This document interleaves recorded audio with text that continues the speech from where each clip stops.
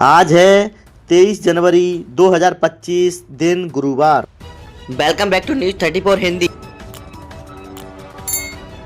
तो आइए जानते हैं उत्तर प्रदेश की फटाफट 20 बड़ी खबरों को।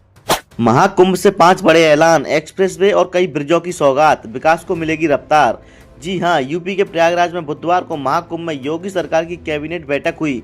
इस दौरान सीएम ने मंत्रिमंडल के साथ संगम में डुबकी लगाई, इसके बाद संबोधित किया। इस दौरान सीएम ने कैबिनेट बैठक में लिए गए फैसलों की जानकारी साझा की। रामलला की प्राण प्रतिष्ठा की पहली वर्षगांठ पर उमड़े श्रद्धालु, खास पलों के उत्सव में डूबे। रामनगरी अयोध्या में बुधवार को अंग्रेजी कैलेंडर के अनुसार श्री रामलला के विग्रह की प्राण प्रतिष्ठा का दिन है। इस अवसर पर बड़ी संख्या में श्रद्धालु अपने आराध्य के दर्शन करने पहुंचे हैं। इनमें अनेक ऐसे भी हैं जो बीते वर्ष भी 22 जनवरी को अयोध्या में थे। उसी पल को जीने के लिए वह फिर रामनगरी आए। अखिलेश ने महाकुंभ में बैठक को बताया राजनीतिक, बोले वक्फ की जमीन कब्जाना चाहती भाजपा। राजधानी लखनऊ में बुधवार को सपा ने जनेश्वर मिश्र की पुण्यतिथि मनाई। सपा मुखिया अखिलेश यादव ने भी कार्यक्रम में हिस्सा लिया। उन्होंने जनेश्वर मिश्र को श्रद्धांजलि अर्पित कर नमन किया। इस मौके पर सपा मुखिया ने सूबे की भाजपा सरकार को निशाने पर लिया। उन्होंने महाकुंभ में हो रही योगी कैबिनेट की बैठक को राजनीतिक बताया। प्रदेश के माध्यमिक विद्यालयों में भरे जाएंगे 10,000 पद, स्नातक के साथ बीएड होगा मान्य। प्रदेश के माध्यमिक विद्यालयों में सहायक अध्यापक व प्रवक्ता के लगभग 10,000 पदों पर भर्ती का रास्ता साफ हो गया है। प्रदेश कैबिनेट ने 22 सर्कुलेशन उत्तर प्रदेश अधीनस्थ शिक्षा सेवा नियमावली 2024 में संशोधन को मंजूरी दे दी है। इसके तहत इन पदों पर भर्ती के लिए योग्यता में से समकक्ष शब्द हटा दिया गया है। प्रदेश में मौसम ने लिए यू टर्न, इन जिलों में आज बारिश की चेतावनी, कोहरे और वज्रपात का भी होगा जारी अलर्ट।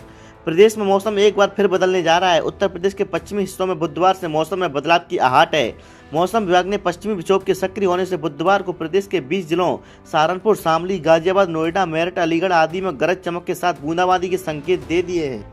महाकुंभ में योगी कैबिनेट, 10 प्रस्तावों को मिल सकती मंजूरी, स्नान करेंगे सभी मंत्री। मुख्यमंत्री योगी आदित्यनाथ की अध्यक्षता में बुधवार को प्रयागराज के संगम तट पर कैबिनेट की बैठक होगी। इसमें जन कल्याण और प्रदेश के विकास से जुड़े 10 प्रमुख प्रस्तावों को मंजूरी दी जाएगी। इसमें औद्योगिक विकास, नगर विकास, आवास, व्यावसायिक शिक्षा, चिकित्सा और गृह विभाग के प्रस्ताव शामिल हैं। प्रदेश में महंगी हो सकती है बिजली, घरेलू उपभोक्ताओं पर बढ़ सकता है 20% तक भार, टीओडी होगा लागू।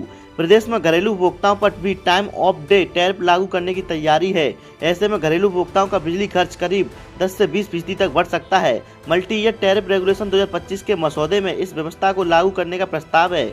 अभी ये व्यवस्था सिर्फ भारी एवं लघु उद्योगों श्रेणी के उपभोक्ताओं पर ही लागू होती है।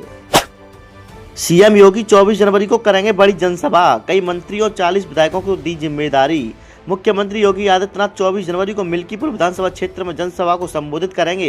हैरिटगंज के पलिया चौराहे पर सुबह 10 बजे से जनसभा का आयोजन किया गया है। जल शक्ति मंत्री स्वतंत्र देव सिंह, जिलाध्यक्ष सजीव सिंह और ग्राम प्रधान अभिषेक सिंह ने जनसभा स्थल का निरीक्षण किया। जनसभा का संयोजक पूर्व विधायक गोरखनाथ बाबा को बताया गया है। 1 फरवरी से राज्यकर्मी ऑनलाइन ही कर सकेंगे छुट्टी के लिए आवेदन। 8.5 लाख राज्य कर्मियों पर लागू होगा नियम। जी हां, राज्य सरकार अपने कर्मचारियों और अधिकारियों के लिए बड़ा कदम उठाने जा रही है। 1 फरवरी से छुट्टी और सेवा संबंधी सभी प्रक्रिया ऑनलाइन पूरी करना अनिवार्य होगा। ये प्रावधान 8.5 लाख राज्य कर्मियों पर लागू होंगे। सूत्र बताते हैं कि इस संबंध में शीघ्र ही मुख्य सचिव के स्तर से आदेश जारी होंगे। वीवीआईपी मूवमेंट देखते हुए महाकुंभ भेजे गए 1542 मुख्य आरक्षी, अगले सप्ताह आ सकते हैं पीएम और राष्ट्रपति। महाकुंभ में आगामी 2 सप्ताह के दौरान वीवीआईपी मूवमेंट एवं 2 अमृत स्नान पर्व के दृष्टिगत 1542 नागरिक पुलिस के मुख्य आरक्षियों की तैनाती की गई है। सभी मुख्य आरक्षी 22 जनवरी से लेकर 5 फरवरी तक महाकुंभ क्षेत्र में ड्यूटी करेंगे। डीजीपी मुख्यालय ने इसका आदेश दिया है। वाराणसी नगर निगम जारी करेगा बॉन्ड, योगी कैबिनेट की मुहर, सिगरा में बनेगा व्यवसायिक कॉम्प्लेक्स।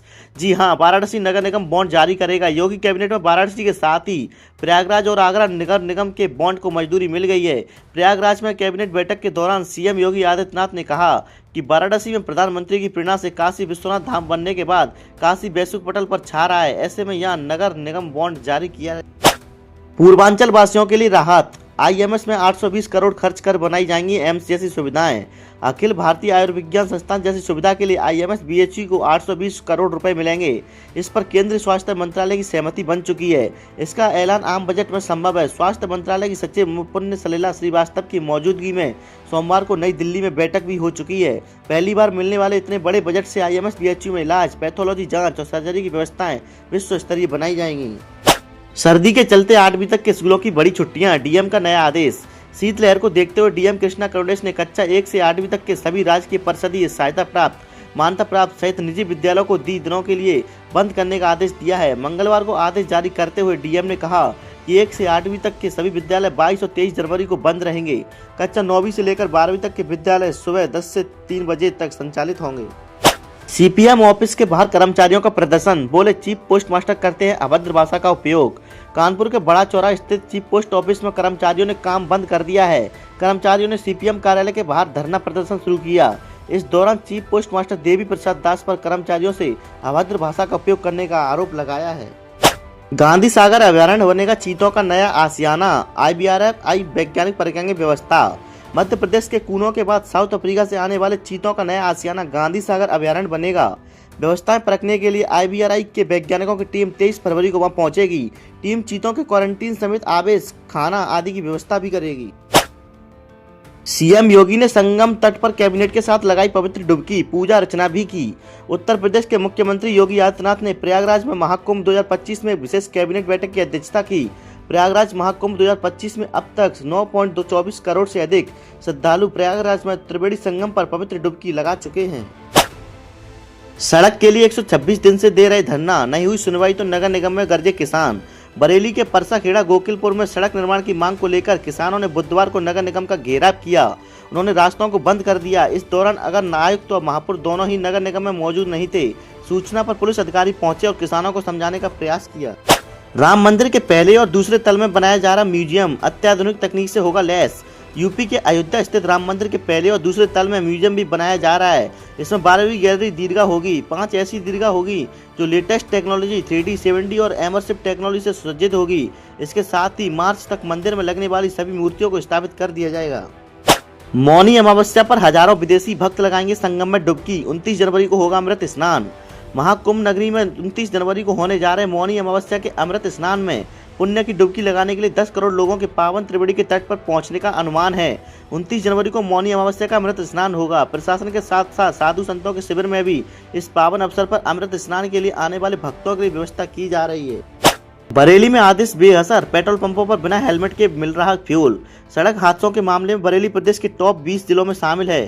प्रदेश भर में सड़क दुर्घटनाओं को कम करने के लिए शासन स्तर से तमाम उपाय किए जा रहे हैं। इसी क्रम में पिछले महीने परिवहन आयुक्त ने पेट्रोल पंप पर बिना हेलमेट के 2 पहिया वाहनों को पेट्रोल देने पर पाबंदी लगाई थी।